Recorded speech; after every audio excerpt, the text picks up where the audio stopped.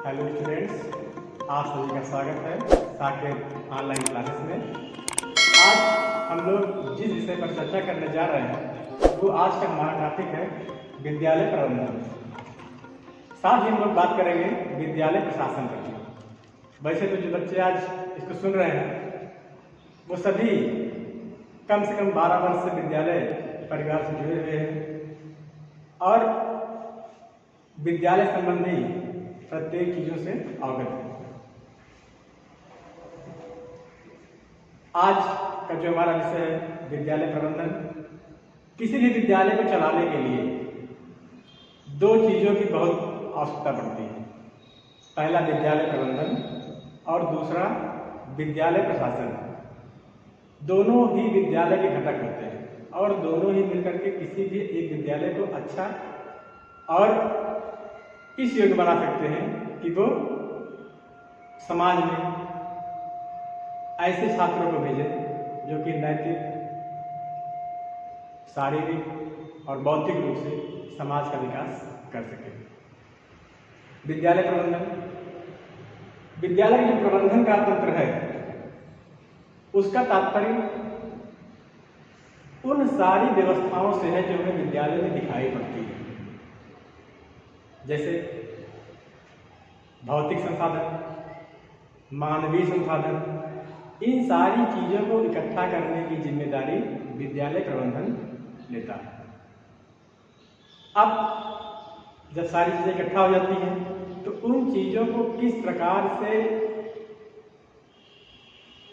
नियोजित ढंग से किसी कार्य को करने के लिए किस प्रकार से उस मानवीय संसाधन और भौतिक संसाधन का प्रयोग किया जाए, ये कार्य विद्यालयी प्रशासन करता है। विद्यालय प्रबंधन, इसके जो मुख्य कार्य होते हैं जैसे निर्देशन सेवा। विद्यालय का जो प्रबंध तंत्र है उसका प्रमुख कार्य होता है निर्देशित करते रहना।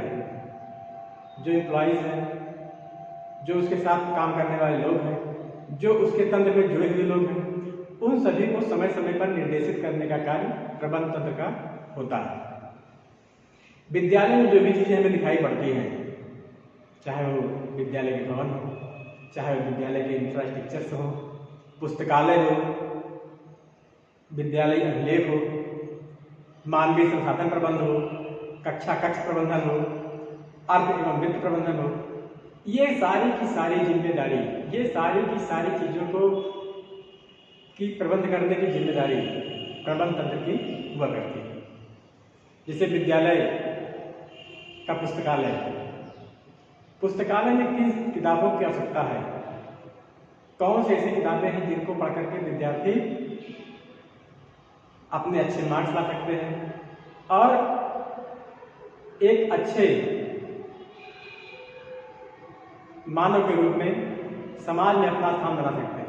इन सारी चीजों को चयन करके विद्यालय के पुस्तकालय में उन व्यवस्थाओं, उस किताब की व्यवस्था करना, ये जिम्मेदारी प्रबंध तंत्र की मानी जाती है।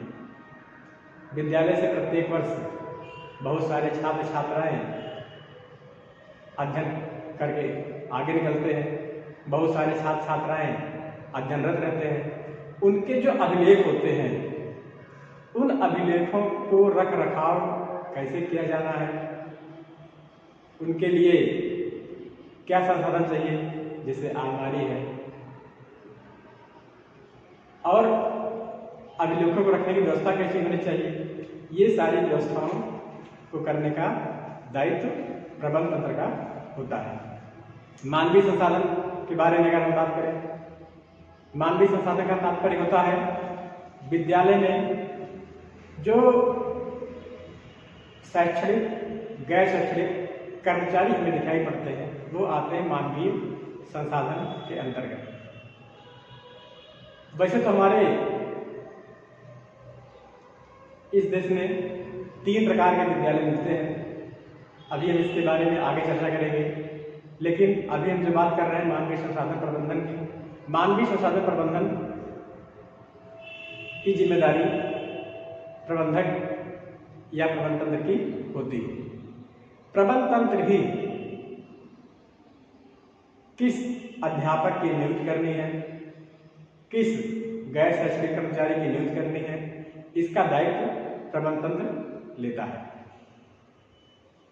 और अच्छा प्रबंध तंत्र वो माना जाता है जो ऐसे अध्यापकों का चयन करे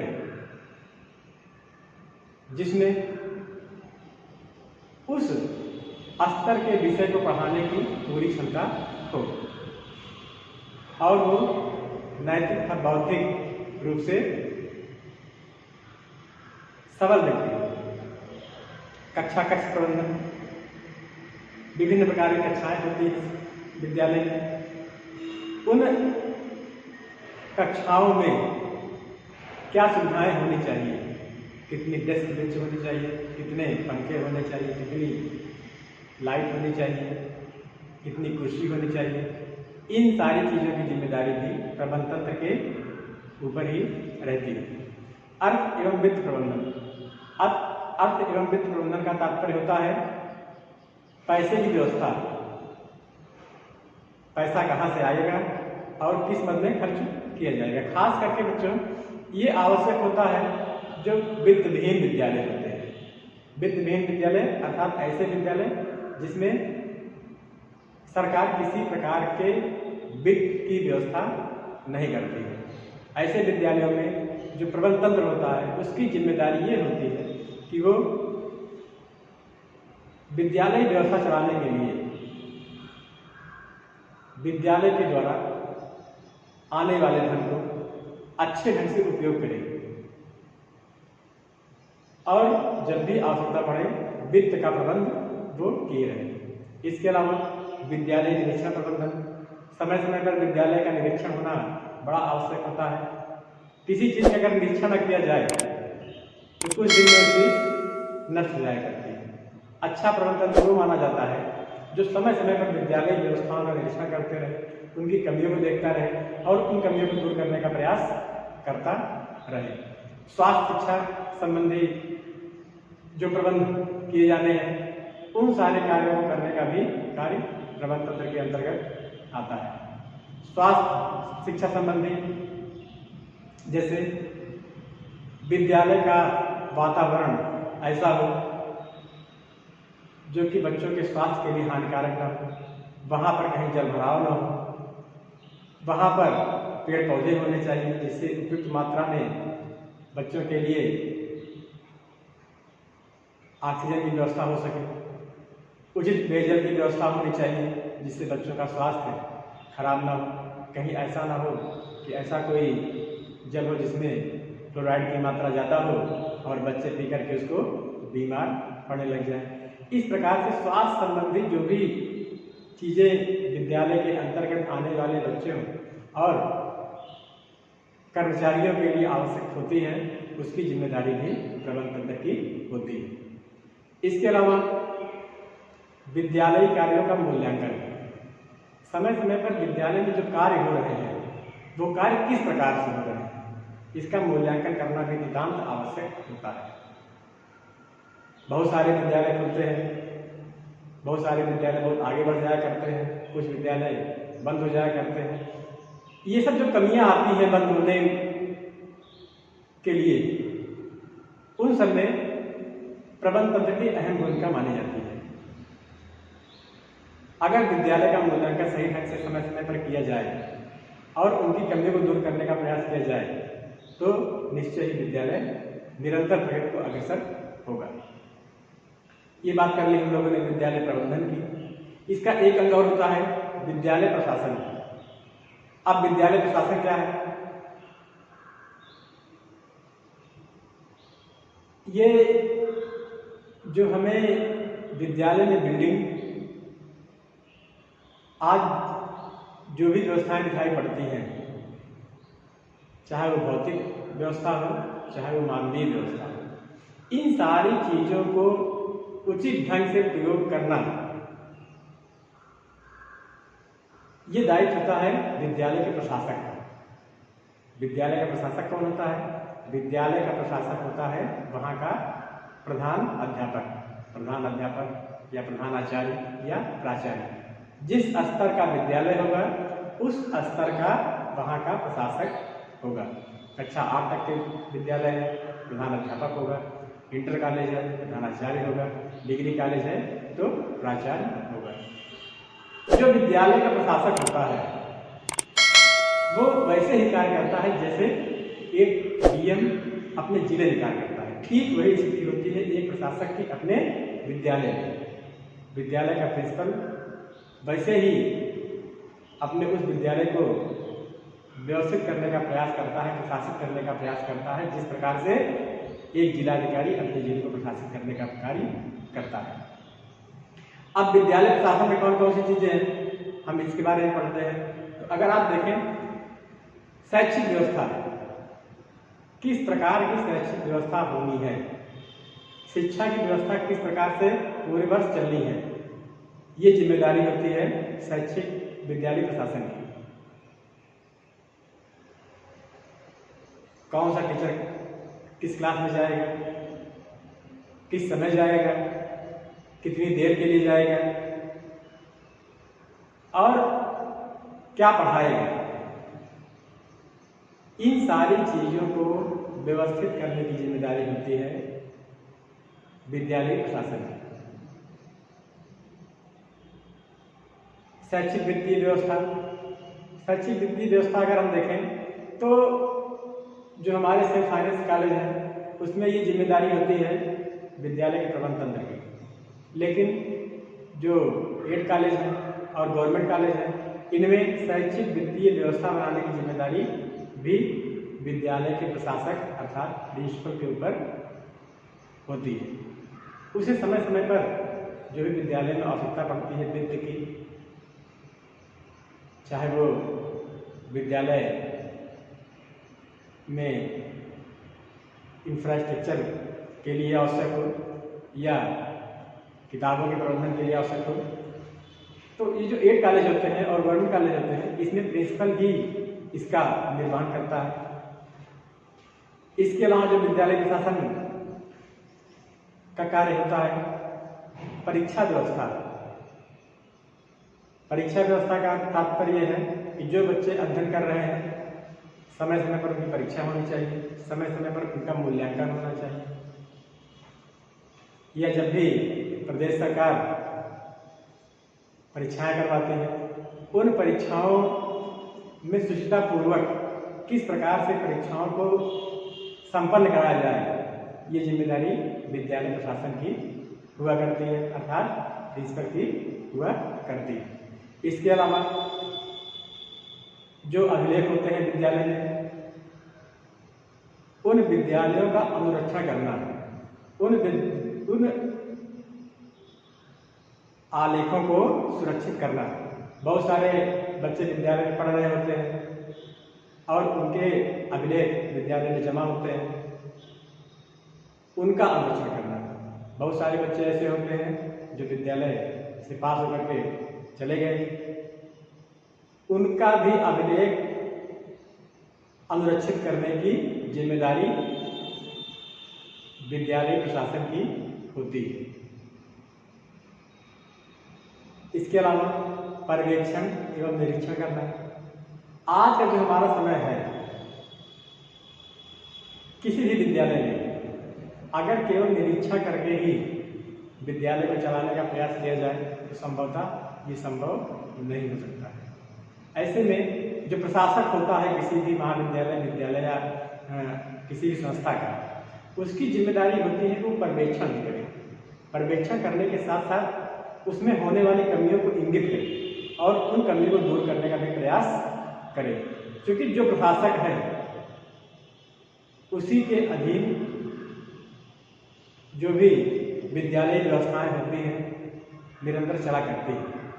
ऐसे में जब प्रशासक एक अच्छा निरीक्षण करेगा, अच्छा पर्यवेक्षण करेगा, पर्यवेक्षण करने के उपरांत उसमें होने वाली कमियों को इंगित करेगा, उन कमियों को दूर करने का प्रयास करेगा, तो निश्चय ही एक विद्यालय या एक संस्था एक अच्छे आयाम को प्राप्त कर सकती है।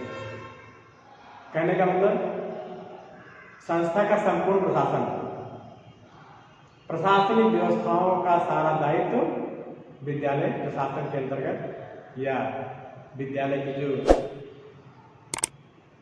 प्रिंसिपल होते हैं उनके ऊपर होता है। इसके अलावा सहायक सेवाओं की व्यवस्था। सहायक सेवाओं की व्यवस्था से तात्पर्य जो विद्यालय में अन्य कार्य होते हैं, जैसे सरकारी विद्यालय में अगर आप देखें मध्याह्न भोजन, समय समय पर पुरस्कार की व्यवस्था, पुस्तक वितरण आदि, इन सारी व्यवस्थाओं को करने की जिम्मेदारी भी विद्यालय प्रशासन की हुआ करती है। अभी हम लोग बीच में बात कर रहे थे तो एक चीज मैंने आपसे कहा था बताने के लिए, विद्यालय के प्रकार। अगर आप देखें तो हमारे समाज में 3 प्रकार के विद्यालय होते हैं। पहले विद्यालय बोलते हैं जिन्हें हम कहते हैं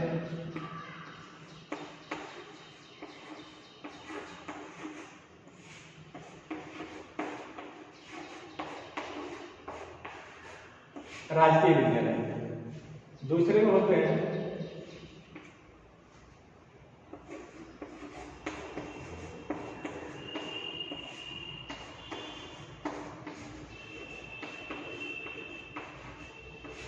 सवित्र विद्यालय।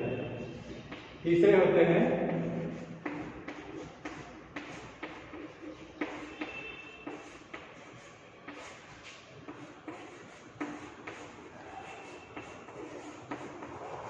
वित्त विहीन विद्यालय।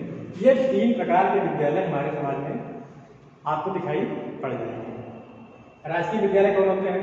राजकीय विद्यालय वो होते हैं जो सरकार के द्वारा खोले जाते हैं। सारे संसाधन जो भी व्यवस्थाएं आपको दिखाई पड़ेंगी वो सारी व्यवस्थाएं सरकार की होंगी। उसमें किसी अन्य व्यक्ति का कोई भी योगदान नहीं होता है। सरकार इसमें अपॉइंटमेंट करती है अध्यापकों का, गैर शैक्षणिक कर्मचारियों का, बिल्डिंग बनवाती है, सारे इंफ्रास्ट्रक्चर की व्यवस्था करती है और संपूर्ण जिम्मेदारी इन राजकीय विद्यालय या महाविद्यालयों की सरकार की हुआ करती है। दूसरे विद्यालय होते हैं सवित्र विद्यालय। सवित्र विद्यालय का तात्पर्य यह होता है ऐसे विद्यालय जो खोले तो किसी अन्य व्यक्ति द्वारा गए हैं, लेकिन सरकार ने उनको अडॉप्ट कर लिया है और उनकी सारी व्यवस्थाओं की जिम्मेदारी सरकार ने ले ली। इसमें प्रबंधक को या प्रबंध तंत्र को आज के समय में बहुत अधिक पावर नहीं मिलेगी। सारे पावर्स सरकार के पास होते हैं। पहले के समय में शुरुआती दौर में जब ये विद्यालय खुले हुए थे तब जैसे आज के वित्त विहीन विद्यालय वैसे ही चला करते थे। विद्यालय में सारी व्यवस्था करना, चाहे वो भौतिक हो चाहे वो मानवीय हो, सारे संसाधन को इकट्ठा करने की जिम्मेदारी इसमें प्रबंध तंत्र की हुआ करती थी। लेकिन आज जो ऐसे विद्यालय हैं जिन्हें हम लोग 8 विद्यालय के नाम से जानते हैं, 8 विद्यालय या सवित्र विद्यालय, इसमें वित्त की व्यवस्था करना, भौतिक संसाधन की व्यवस्था करना, मानवीय संसाधन की व्यवस्था करना, ये सारे कार्य सरकार द्वारा किए जाते हैं। कुछ कार्य ऐसे होते हैं जो कि सरकार और प्रबंध तंत्र दोनों मिलकर के करते हैं। तो ये हो गया सवित्र विद्यालय। कहने का मतलब ऐसा विद्यालय जिसमें सरकार और प्रबंध तंत्र दोनों का मिला जुला योगदान होता है, जिसके माध्यम से विद्यालय आगे की ओर बढ़ता है। अभी तीसरा विद्यालय है वित्त विहीन विद्यालय। वित्त विहीन विद्यालय ऐसे होते हैं जिसमें सरकार का बहुत अधिक कहीं रोल नहीं होता है, बस वो मान्यता देता है बस, और विद्यालय में क्या व्यवस्था होनी चाहिए इसका निर्धारण करता है। अध्यापकों की योग्यता को निर्धारित करता है। बाकी सरकार का कोई बहुत अधिक रोल नहीं होता है, न वो वित्त देता है और न ही वो किसी की नियुक्ति करता है। ऐसे विद्यालय में, वित्त विहीन विद्यालय में नियोक्ता प्रबंधक या प्रबंध तंत्र होता है। प्रबंध तंत्र की जिम्मेदारी होती है कि वे कुशल अध्यापक और कुशल गैर शैक्षणिक कर्मचारियों का चयन करें, वित्त की व्यवस्था करें, वित्त को किस मद में खर्च करना है इसका भी ध्यान रखें, किस प्रकार से विद्यालय को आगे ले जाए, इन सारी चीजों की जिम्मेदारी इन वित्तविहीन विद्यालयों में प्रबंध तंत्र की मानी जाती है। अगर हम देखें प्रबंधन का सामान्य शब्दों में कहें अगर हम तो लक्ष्यों की प्राप्ति हेतु संसाधन एकत्र करना। किसी भी लक्ष्य को प्राप्त करने के लिए संसाधन को इकट्ठा करना प्रबंधन का अर्थ होता है। प्रशासन क्या होता है? लक्ष्यों और नीतियों का निर्धारण करना। जो प्रशासन का कार्य अर्थ होता है वो होता है कि जो लक्ष्य निर्धारित किए हैं उनके लिए नीतियां बनाना और नीतियों का निर्धारण करके उस कार्य को निरंतर आगे की ओर बढ़ना। संगठन का अर्थ होता है संस्था की रचना एवं व्यवस्था। कहने का मतलब प्रबंधन और प्रशासन को मिला करके जो सारी विद्यालय व्यवस्था में दिखाई पड़ती है वो होती है विद्यालय संगठन की व्यवस्था। तो बच्चों, आज हम लोगों ने विद्यालय प्रबंधन, विद्यालय संगठन और विद्यालय प्रशासन के बारे में जानकारी प्राप्त की। कल हम लोग फिर इसी के आगे बात करेंगे। लेकिन अगर आप लोगों ने अभी तक हमारे इस चैनल को लाइक और सब्सक्राइब नहीं किया है तो इसको लाइक और सब्सक्राइब करें।